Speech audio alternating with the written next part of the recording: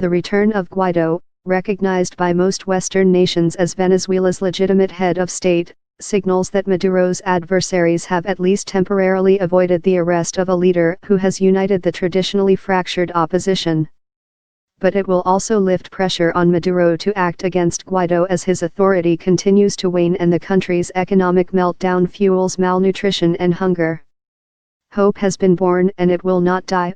Things are going well, Guaido told the crowd at a plaza in the Las Mercedes district. We are going to celebrate this small victory today.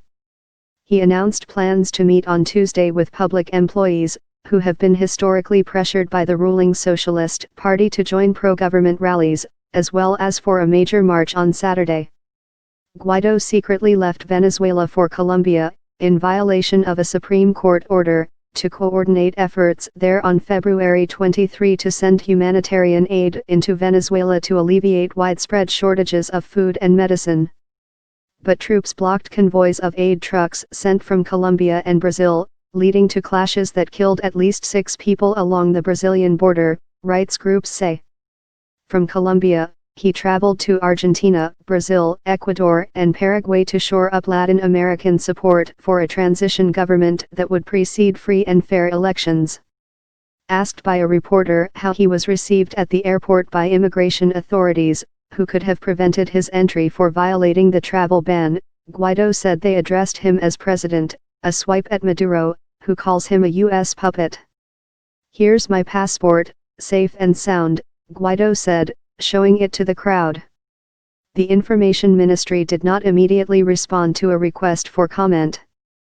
Face justice. Maduro, who denies there is a humanitarian crisis in Venezuela, has said Guaido's arrest depends on the justice system.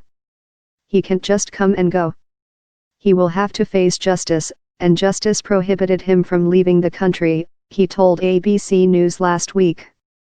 Protesters in Caracas on Monday, wearing dressed in white and chanting freedom, said arresting Guaido would spark new demonstrations.